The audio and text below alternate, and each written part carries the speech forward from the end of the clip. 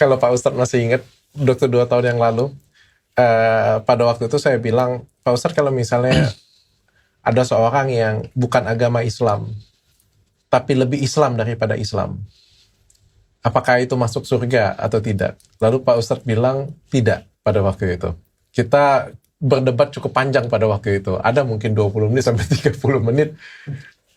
Dan saya ngerasa kayak bahasa saya cukup nggak enak karena pada waktu itu saya benar-benar defense dengan Pak Ustadz, sehingga akhirnya saya putuskan untuk tidak saya tayangkan pada waktu itu Pak Ustadz. Tapi sejujurnya walaupun saya sekarang sudah Islam, saya tetap keberatan dengan kalimat itu karena menurut saya Tuhan yang Maha Esa, Tuhan yang Maha Kuasa tidak mungkin hanya menilai dari oh kamu Islam kayak gitu punya. Tapi menurut saya sih akan menilai lebih dari apa yang dilakukan, apa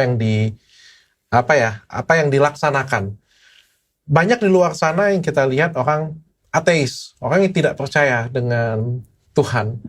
Tapi kelakuannya jauh lebih baik, jauh lebih indah, jauh lebih mulia daripada orang yang, mohon maaf Pak Ustadz, yang katanya si Islam seperti itu Pak Ustadz.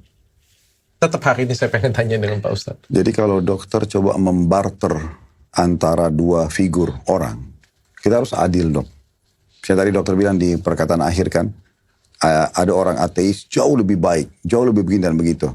Karena dokter mempertemukan antara orang yang dasar pendidikan di rumahnya baik, ramah, tamah dan segala macam, dengan orang Islam yang ugal-ugalan. Ini nggak adil. Kalau mau begini, pertemukan sama orang Muslim yang juga dididik baik di rumahnya. Itu baru adil. Oke. Nah itu baru benar. Itu poin dulu ya. Oke, poin yang lain. Sebenarnya masalah vonis orang ini masuk surga atau tidak masuk surga, ini ada di semua agama dok. Sekarang teman-teman Nasrani ya, nganggap orang Yahudi kalau meninggal masuk surga atau masuk neraka?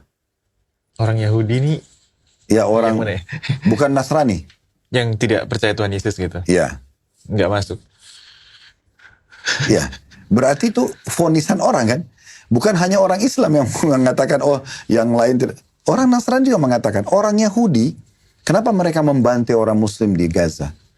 Mereka membombardir masjid, bahkan gereja dihancurin.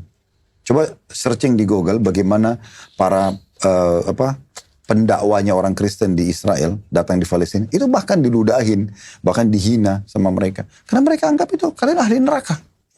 Itu vonisan itu. Semua agama memvonis itu. Makanya sebenarnya bukan sebentar. Kan masing-masing memvonis sesuai dengan mereka. Sekarang saya akan bahas kenapa Islam mengatakan itu, ya kan? Sekarang kan kita sudah dengar tadi diulang juga begitu ya di agama Nasrani, agama Yahudi juga sama. Mungkin agama lain juga sama. Kalau agama itu tidak bertahan, saya paling baik, saya paling benar, tidak akan ada pengikutnya. Itu yang membuat ada pengikutnya kan gitu. Kalau dia ragu, oh iya semua agama baik, semua benar. Berarti orang bisa pindah-pindah, setiap hari bisa berpindah 5-6 agama. Tapi karena dia vonis dia benar, maka dia ada pengikutnya kan begitu. Oke, sekarang karena saya Muslim, saya ditanya, kenapa Islam memandang itu? Alasan pertama dok, karena umat Islam ini kami mengklaim, kita yang melanjutkan estafet kenabian.